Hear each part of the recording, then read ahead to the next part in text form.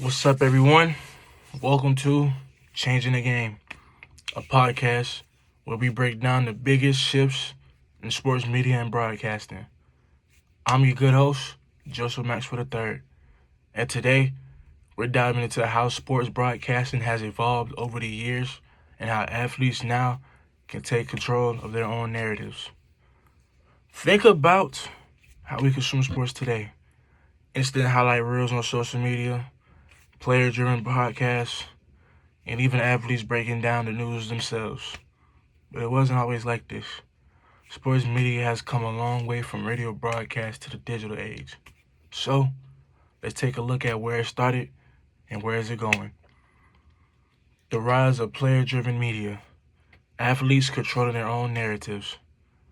One of the biggest changes in sports media is that the players are no longer just subjects of interviews. They are now the storytellers. Platforms like the Players Tribune, started by Derek Jeter, allows athletes to share their own experience in their own words. This gives them control over their own narratives, avoiding media twists or misinterpretations.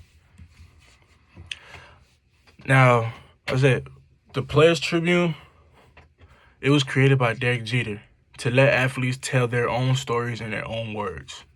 No reporters twisting their quotes, no clickbait headlines, which, if you pay attention to the sports, any sports related activities now, like the NBA, NFL, WNBA, soccer, all that, it'll be a lot of clickbait titles just to get the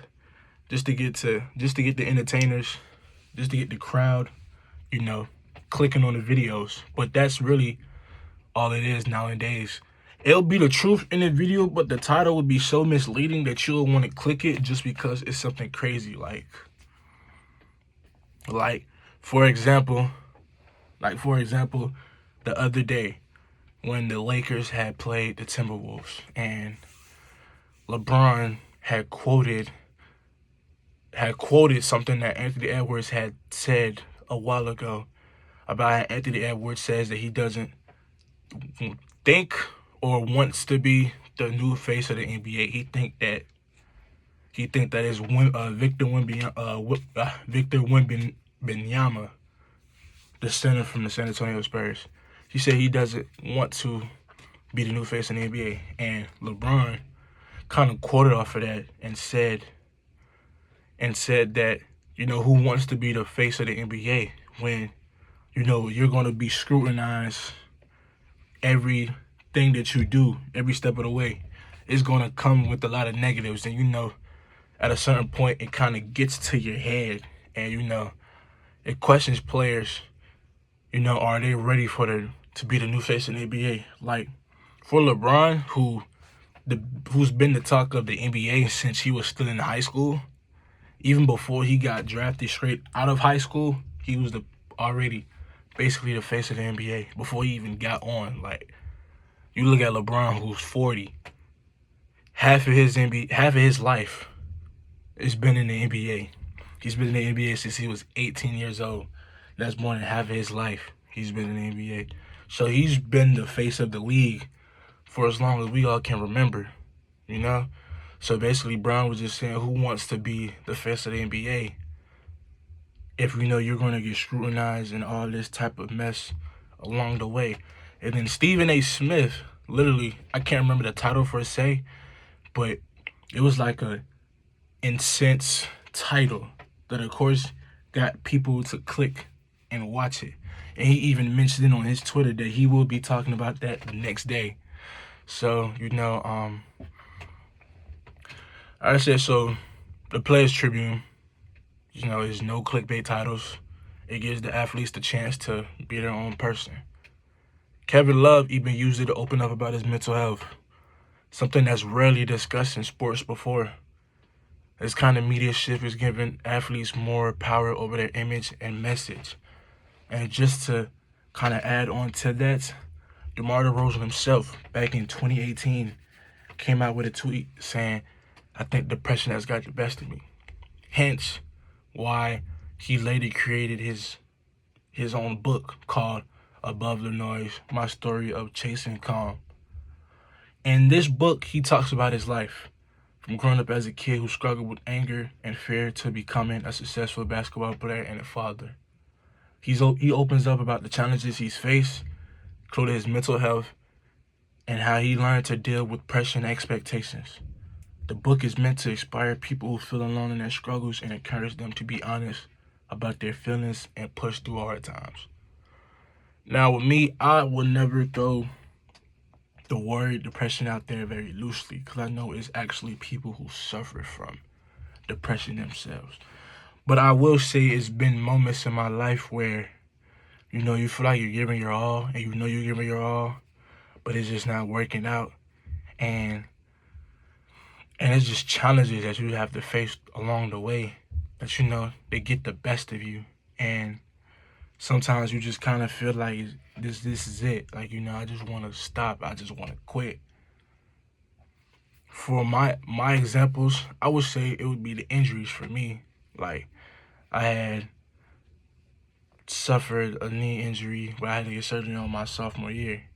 And even though I was out for 2 months, the 2 months was like the longest 2 months ever. Only thing that you're doing is rehab, PT, and just trying to build all your strength back. But as a player who wants to be on the field, wants to like I say, be on the field, and you can't have that wish right away. It kind of gets to you. It kind of gets to your head. So I will say that I've definitely fallen under that category before, as to a point where you just have to be honest about your feelings and push through adversity. So really, this right here is kind of something that I go by, whenever I feel down or whenever I feel like, things just aren't going as I expected. I look at DeMar DeRozan, for example, Kevin Love, and tell myself you got to keep pushing because, there's always going to be a light at the end of the tunnel. So I would, with that, I definitely do appreciate players like those two coming out and speaking about it. Like I said, I know it's definitely people who actually have suffered from depression themselves. And to all of those guys or all those females, all those people, I hope that, they're getting the help that they need. Podcast and YouTube channels. Another major trend is athletes creating their own content. Podcasts like The Pivot and New Heights allows players to speak unfiltered, connect with fans, and discuss topics beyond sports. Even YouTube is becoming a go-to platform for players to share behind-the-scenes content, like what Draymond Green and Pat McAfee had done. Another one, to kind of add to that, you could say is Podcast P, which as of right now he said he's retiring from, but it's just another podcast where you can go on there, host Paul George himself, and he'll invite players from the NBA as well, NFL, WNBA, any sports, and just gives them a chance to kind of speak about themselves more and kind of just understand their story of how they got to the point that they got to right now, any adversity they had to face, any challenges they've had to overcome, and stuff like that. I said, New Heights, hosted by Travis and Jason Kelsey, is one of the top sports broadcasts. It is not just about football. It's about life, funny stories, and behind-the-scenes moments fans wouldn't normally hear. Then you have a show like The Pivot, where former NFL players interview guests in a way that feels real and unfiltered. These platforms give athletes a voice beyond the typical post-game interviews. And what this means for the future of sports broadcasting. As someone looking to break into sports broadcasting, this shift is huge. The traditional path of working for a major network isn't the only way anymore. With digital media, future broadcasters, including people like me, can create their own platforms, build the audience, and make a name for ourselves without waiting for the big break. And as I've, got into this broadcaster role more, like I say, for people, you can easily just create a website that, make your own podcast from. You go to YouTube, make your own podcast, and kind of start getting within the feel of things before you get to that point. So for me, for instance, I started a YouTube.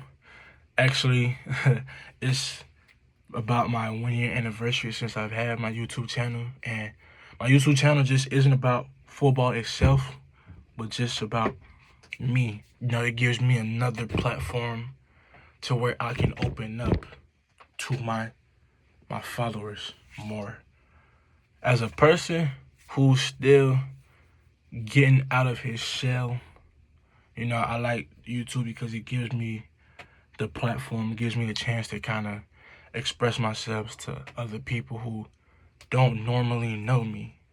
Like, if you're like, for me, it takes me a while before I open myself up to you. So if I can open myself to you naturally, and most of the time it's not even a timetable of when I'm going to open myself up. It's more so about, if I feel comfortable enough to let you see that side. And most of the time, if it comes natural like this, then you know that it's good energy and good vibes, because I'm the type of person that I have to be around good vibes and good energy to kind of start expressing myself more in a way that people, can see this side of me compared to the quiet side of me.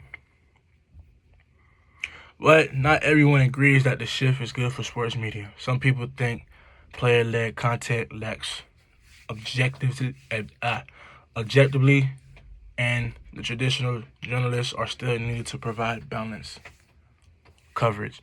Critics argue that athletes might only share what benefits them, avoiding tough questions like accountability.